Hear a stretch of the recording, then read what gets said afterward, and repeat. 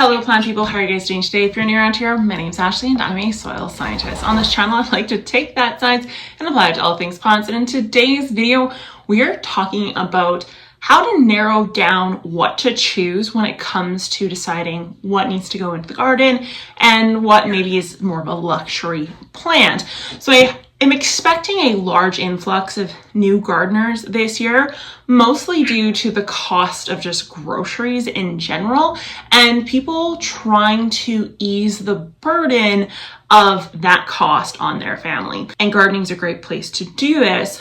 But there are some things to take into consideration, especially when choosing which crops to go with. So you will get sick. I can promise you, you're going to get sick of pickles, you're going to get sick of beans, and you're going to get sick of tomatoes. Those are kind of the three big ones that everyone grows because they're very easily water bath canned and or frozen. So there is quite a few other things you can grow, and some have more practical uses than that of cucumbers, tomatoes, that sort of thing. So I want to start a series on this where I'm just going to go through different seeds you can grow and their different purposes and give you kind of a wealth of information on practical crops to grow at your home or at home. Now, keep in mind, there's going to have kind of like a prepper attitude to this as well, because if the grid went down, or you hear me talking about things that were commonly used in the Great Depression, or just really old school tactics when it came to selecting what grows in the garden and what doesn't, it kind of has a prepper vibe to it, only because these are very practical crops to grow all in all. So the first, I guess, video of this series is going to be more so a all-encompassing. It's going to be talking about a Mirepoix. So it's a very French word, but there are different versions of Mirepoix out there. And this is the base to pretty much anything and everything. It's the base that can be used in chilies, soups, spaghetti sauces, you name it. If you are looking for something flavorful and you're looking for a little bit of spice, it's likely a Mirepoix that was made to cook it. If you've ever been to a fancy restaurant and thought, oh my gosh, this tastes so rich, they likely started the entire thing with a Mirepoix. So that is something to keep in mind here. And if we're going to go for anything when it comes to herbs and spices and adding flavor to our cooking, I would go with a Mirepoix version of this first and foremost before I ever touched things like basil, thyme, cilantro, stuff of that nature. Now, I'm not saying that growing herbs isn't a bad idea. It's just that herbs started in Canada or in cold climates in general, they generally aren't perennials, where in the US, in a lot of places there are. For example, mint, even in Ontario and stuff, presents itself as more of a perennial type plant. But basil, for example, that's not a perennial here. That needs to be started, quite honestly, indoors in order to get any level of high yield off of it that can then be dried and used as a spice. And you need a lot of basil in order to make this happen. And Mirepoix doesn't take a lot of the veggies in it to make a very intense, full flavor. And again, it's gentle in the sense that it's not spicy, and pretty much everyone will eat it. Kids will gobble this up. Everyone will gobble this up. So what is a Mirepoix and what exactly is inside of it? So the classic version of this is celery, carrots, and onions. So if you're want to do the classical option, you'll want to start your celery and or your onions, depending on if you're doing seeds or sets. And you're going to want to start that relatively soon if you haven't already started it to date. And that is a great starter for this. This can be frozen, freeze-dried, dehydrated, canned, you name it. You can preserve it in so many different ways and use it in cooking in so many different ways as well. And it's going to add flavor without breaking the bank like some of the other spices are, or just the lack of spices in general right now. This is a great, great starter. So that is the basic option. So there are some other Holy Trinity, or aka Mirepoix options. There's Cajun Holy Trinity.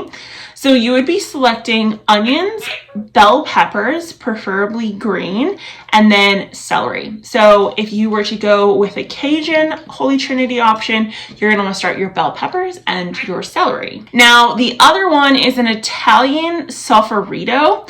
I probably pronounced that wrong, but this is going to be minced vegetables rather than diced vegetables. So that's interesting enough. And you're going to use olive oil instead of butter to actually do the softening, but it's still going to be the onions, the carrots, and the celery. So if you choose to do Italian sofrito and then just a regular Holy Trinity, like the French version of Mirepoix, then you could technically get both by just using the main three. So the other option is a Spanish sofrito, and it's a red sauce. So this is gonna use tomatoes, onions, garlic, and then something like a bell pepper or another herb, preferably bell pepper would be the option here.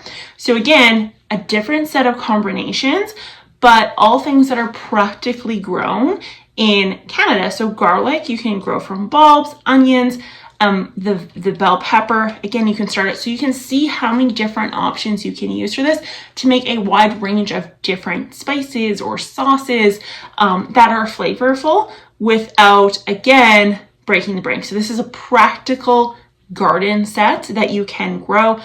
Again, all these do really well in even just containers. They don't have to be in ground. Very, very practical gardens. And with the tomatoes and the peppers, we can save seeds from these. And then the garlic, obviously we can save bulbs. So there is a different version of the French Mirepoix. It's a pain sauvage Mirepoix, and it is tomato paste, and then it's added to your typical ingredients. So very similar to the Spanish option, but just tomato paste rather than tomatoes, just red sauce. And then the last one is the German option. I'm not even gonna try to pronounce this, but it means soup greens in German. So this is carrots, leeks, and then celery root in particular. And then you can add things like parsley, thyme, rutabaga, onions, that sort of thing. So leeks are like a mild option of onion. So technically with the German option, you could substitute in onion, but if you don't like a very intense onion flavor, then obviously you would use the leeks. Now the celery root is interesting for this one because that means we could technically make the classic Mirepoix, chop it up and freeze it to store throughout the winter time, or can it or dry it or whatever the case is, and then use it over the winter. But then we can actually dig out the root portion of the celery to make the German option of this, and then again just incorporate our carrots or leeks, that sort of thing. So kind of cool. And again, this is gonna sound prepperish, but this is exactly what people would use in like the 1930s, and now it's used in like all the high-end cooking actually. So it's kind of funny how it transitioned, but this was a staple for a lot of homes. These three ingredients in particular with some other adjustments in there, but it is a base that can then be amplified and used upon. So it gives a very wide range of nutrients, it gives a wide range of flavor, smell, that sort of thing. So you guys have to let me know in the comments down below if you've heard of the Mirepoix and whether or not you're excited for the practicality of this series. So I think what I'm going to do next, I'm going to talk about flours that aren't wheat. So how to make flour, like wheat flour, with more practical ingredients. Because I think Kevin from Epic Gardening literally planted wheat last year and then harvested it.